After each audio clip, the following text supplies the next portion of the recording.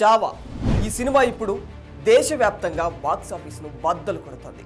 చావా చిత్రంతో ప్రపంచం అందరి దృష్టి మహారాష్ట్ర చారిత్రక వ్యక్తి శంభాజీ మహారాజ్పై పడింది.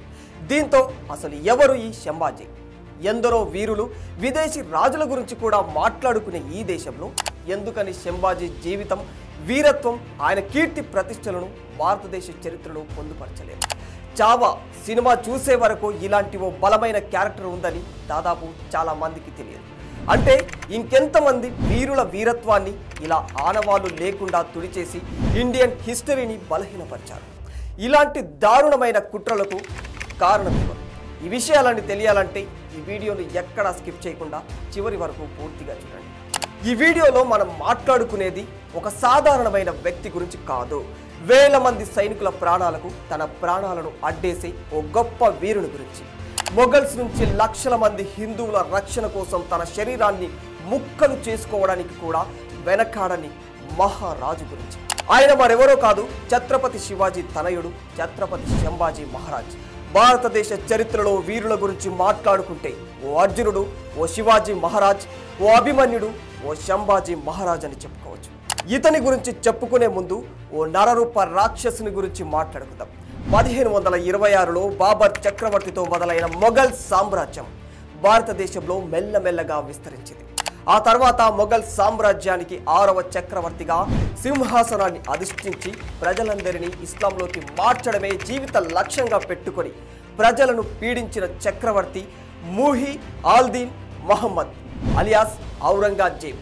దాదాపు ఇండియాలో ఇతని గురించి తెలియని వారు ఎవ్వరు ఉండరు. ఎందుకంటే ఇతని పాలన అరాచకం ఆ రేంజ్లో ఉండేది. మరి ఇతని పూర్వీకులు అన్ని మతాలను సమానంగా చూసినప్పటికీ ఇతను మాత్రం ప్రతి ఒక్కరిని ఇస్లాంలోకి మార్చడమే పనిగా పెట్టుకొని హిందూ దేవాలయాలను ధ్వంసం చేసి చరిత్రను నాశనం చేశాడు. అలా దేశం మొత్తం ఆక్రమించి తన గుప్పెట్లోకి తెచ్చుకున్న కూడా ఒక్క రాజ్యం మాత్రం అడుగు కాదు కదా, అక్కడి నుంచి పిడికడు మట్టిని కూడా సొంతం చేసుకోలేకపోయాడు. ఆ రాజ్యం మరేదో కాదు, ఛత్రపతి శివాజీ మహారాజ్ స్థాపించిన మరాఠా సామ్రాజ్యం. మరాఠా సామ్రాజ్యాన్ని స్థాపించిన తర్వాత శివాజీ మహారాజ్ ఆ ప్రాంతాన్ని, అక్కడి ప్రజలను చాలా జాగ్రత్తగా చూసుకునేవాడు. మత ఛాందస్తవాదుల్ని తమ రాజ్యంలోకి అడుగు కూడా పెట్టనిచ్చేవాడు కాదు.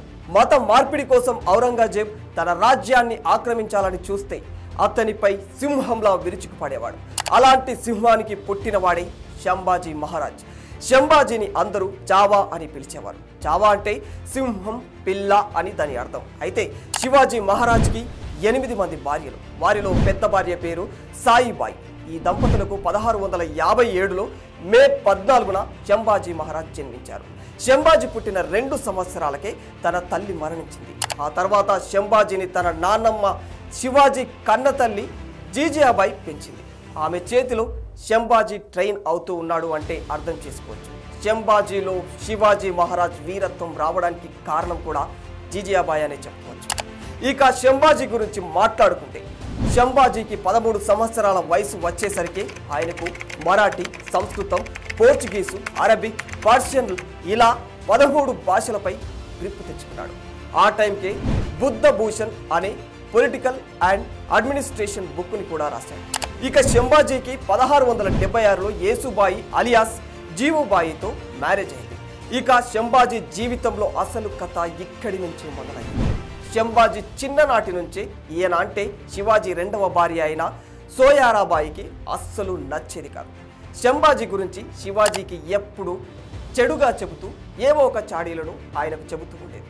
ఇక సోయారాబాయికి 1670లో రాజారాం అనే మగపిల్లవాడు పుట్టాడు. రాజారాం పుట్టిన తర్వాత శంభాజీపై సోయాబాయి కుట్రలు మరీ ఎక్కువైపోయాయి. శంభాజీకి వివాహమైన తర్వాత సామంత రాజులతో కానీ, మంత్రి మండలితో కానీ, ఇతర ఇంపార్టెంట్ వ్యక్తులతో కానీ తన రిలేషన్ కట్ అయిపోయింది. ఆ సమయంలో ఎవరు కూడా శంభాజీకి విలువను ఇచ్చేవారు కాదు. ఈ డ్రామాని మొత్తం వెనుక నుంచి నడిపించింది సోరయాబాయి. ఇదంతా ఎందుకంటే తన కొడుకు రాజారాం రారాజు కావాలనేది ఆమె ఆశ. అలా శంభాజీ దాదాపు 2 సంవత్సరాలు ఒంటరివాడైపోయాడు. చివరకు 1678లో మరాఠా సామ్రాజ్యాన్ని వదిలేసి దూరంగా వెళ్ళిపోయాడు. ఆ తర్వాత ఎక్కడున్నాడు, ఏం చేస్తున్నది మాత్రం ఎవ్వరికీ తెలియలేదు. కొంతమంది మాత్రం తన సొంత రాజ్యంలో గౌరవం దక్కని కారణంగా తనకు ఇంపార్టెన్స్ ఇచ్చిన ఔరంగజేబు దగ్గరికి వెళ్లి మొఘల్ సామ్రాజ్యంలో మాషబ్దార్గా అంటే మిలిటరీ కమాండర్గా జాయిన్ అయ్యాడని చెబుతున్నారు. ఔరంగజేబు కూడా మరాఠా సామ్రాజ్య సీక్రెట్స్ తెలుసుకోవడం కోసం తానే స్వయంగా శంభాజీని తన మాషబ్దార్గా జాయిన్ చేసుకున్నాడట. ఆ సమయంలో శంభాజీని ఉపయోగించుకొని మరాఠా సామ్రాజ్యంపైకి దండెత్తాలని ఔరంగజేబు చూశాడు. అది ఏమాత్రం నచ్చని శంభాజీ 1679లో సీక్రెట్గా ఔరంగజేబు నుంచి తప్పించుకొని మరాఠా సామ్రాజ్యానికి వచ్చి తన తండ్రి దగ్గర క్షమాపణలు కూడా చెప్పినట్టు తెలుస్తుంది. ఇంకొంతమంది చరిత్రకారులు చెప్పేదాని ప్రకారం శంభాజీ రాజ్యాన్ని వదిలేసి డెక్కన్ సుబేదార్ అయిన దిల్వారా ఖాన్ అలియాస్ దిలేల్ ఖాన్ని కలిశాడు. ఇతను కూడా ఔరంగజేబు కింద పనిచేసేవాడు. శంభాజీని ఔరంగజేబుతో చేతులు కల్పించి శివాజీకి ఎగెనిస్ట్గా వాడాలని చూశాడట. ఆ విషయం శంభాజీకి అర్థమైపోయింది. అక్కడి నుంచి తప్పించుకొని మరాఠా సామ్రాజ్యానికి వచ్చాడని చెబుతూ ఉంటారు. ఏది ఏమైనా శంభాజీ తిరిగి వచ్చినప్పుడు శివాజీ అతన్ని క్షమించగలిగాడు. కానీ శంభాజీపై ఎక్కడో కాస్త అపనమ్మకం ఏర్పడింది. దీంతో శంభాజీని బహానాలా పోర్టులో హౌస్ అరెస్ట్ చేసి అబ్జర్వేషన్లో పెట్టేశారు. కొన్ని రోజుల తర్వాత 1680 ఏప్రిల్ 3న ఛత్రపతి శివాజీ మహారాజ్ చనిపోయారు. దానికి చరిత్రకారులు కొందరు ఫీవర్ వచ్చి అనారోగ్య సమస్యతో చనిపోయాడని అంటుంటే, మరికొందరు మాత్రం బాగా తెలిసిన వాళ్ళే తను తీసుకునే ఆహారంలో విషం పెట్టి రోజు రోజుకు కొంచెం కొంచెం ఆ విషయాన్ని ఆయనకు ఎక్కేలా చేసి చంపారని చెబుతూ ఉంటారు. ఎవరెన్ని మాటలు చెప్పుతున్నప్పటికీ కూడా శివాజీ మహారాజ్ తన 50వ ఏట రాయ్గఢ్ పోర్టులో తన చివరి శ్వాసను వదిలేశారు.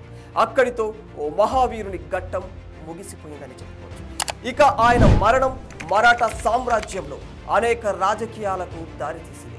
రాయ్గఢ్ పోర్టులో తండ్రి చనిపోయే నాటికి బహానాల పోర్టులో కొడుకు శంభాజీ ఇంకా హౌస్ అరెస్ట్లోనే ఉన్నాడు. ఇక ఇప్పుడే సోరాయాబాయి తన రాజకీయ కుతంత్రాన్ని అమలు చేసింది. అదేంటంటే మరాఠా సామ్రాజ్యంలో కీలక పదవుల్లో ఉన్న వారిని, అతి ముఖ్యమైన వారిని తన చేతుల్లో పెట్టుకొని తన కొడుకు రాజారాంను రాజును చేయాలని చూసింది.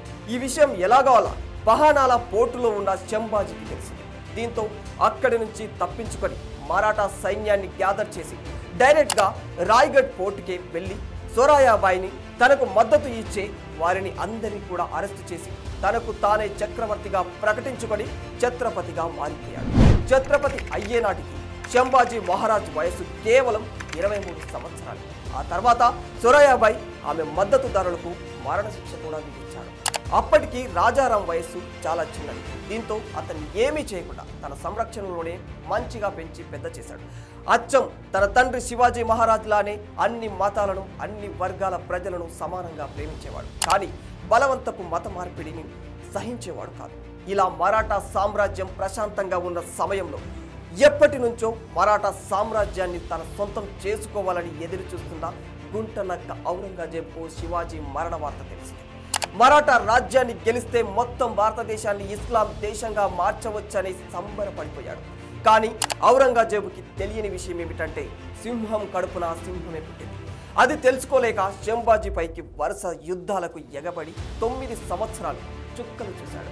ఇక్కడ మరో విషయం ఏమిటంటే మొదట శివాజీ కొడుకుగా శంభాజీ ఔరంగజేబు రాజ్యంలో ఆశ్రయం తీసుకున్నట్లే ఆస్తి తగాదాల కారణంగా మొఘల్ సామ్రాజ్యం నుంచి పారిపోయిన ఔరంగజేబు కొడుకు అక్బర్ కూడా శంభాజీ దగ్గర ఆశ్రయం తీసుకున్నాడు. దీంతో ఔరంగజేబు వెంటనే తన లక్షల సైన్యాన్ని తీసుకుని మరాఠా సామ్రాజ్యంపైకి దండెత్తి వచ్చాడు.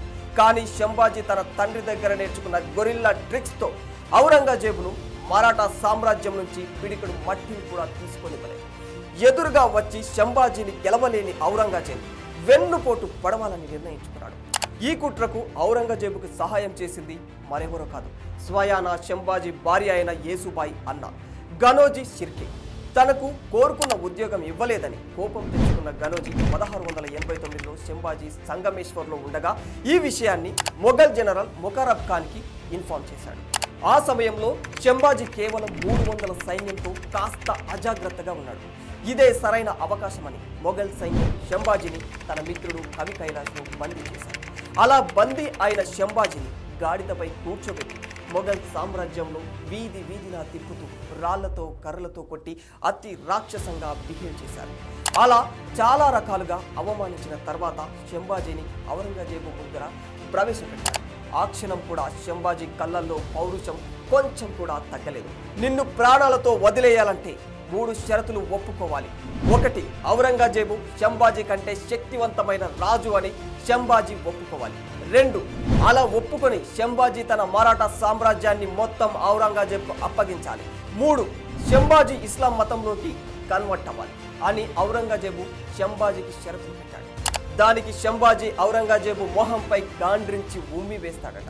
అంత బందీగా ఉన్నా కూడా చిరుతపులిలా వదిలితే అక్కడ ఉన్న ఔరంగజేబును తన సైన్యాన్ని చీల్చి చెండాడేలా చూస్తున్నాడు.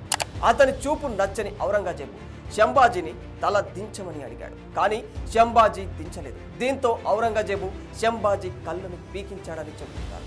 ఆ తర్వాత కూడా తన కోపం చల్లారని ఔరంగజేబు శంభాజీని కట్టేసి కండలుగా శరీరాన్ని కోసి ఉప్పు కారం చల్లించాడట. అంతకంటే దారుణంగా శంభాజీ నాలుకను కట్ చేయించాడు.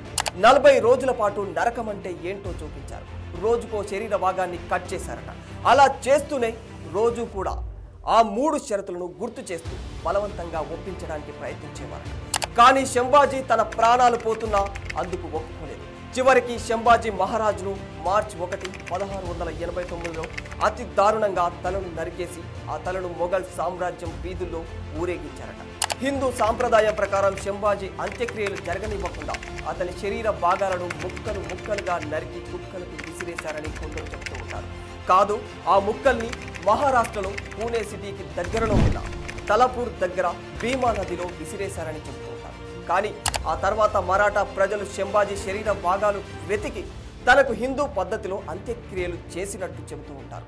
అలా 1689 మార్చి 1న 31 సంవత్సరాల వయసులో శంభాజీ మహారాజ్ మహారాష్ట్ర ప్రజలకు భౌతికంగా దూరమయ్యారు. కానీ మరాఠా ప్రజలకు ఆయన ఇచ్చిన ధైర్యం మాత్రం పదిలంగా ఉండిపోయింది. మరి శంభాజీ మరణం తర్వాత అయిన ఔరంగజేబు మరాఠా సామ్రాజ్యాన్ని సొంతం చేసుకున్నాడా అంటే ఆ రాజ్యంలో ఒక గడ్డి పోసను కూడా పీకి తెచ్చుకోలేకపోయాడు. అలా శంభాజీని ఏమీ చేయలేక చరిత్రలో చేతగాని చక్రవర్తిగా మిగిలిపోతానేమో అనే భయంతో చివరికి శంభాజీ వీరత్వాన్ని అతని ఆనవాళ్లను చరిత్రలో లేకుండా తుడిచిపెట్టించాడు. విచిత్రం ఏమిటంటే శంభాజీ మరణం తర్వాత కూడా అక్కడి ప్రజలు ఎవ్వరు కూడా ఔరంగజేబుకు తల దించలేదు. అలా 27 సంవత్సరాల పాటు మరాఠా సామ్రాజ్యాన్ని ఆక్రమించాలనే ఔరంగజేబు కలగానే మిగిలిపోయింది. అలా సింహం లాంటి శివాజీ కొడుకు శంభాజీ మరాఠా సామ్రాజ్య ప్రజల గుండెల్లో చాలా పదిలంగా మిగిలిపోయాడు. For more videos like this, subscribe Big TV channel.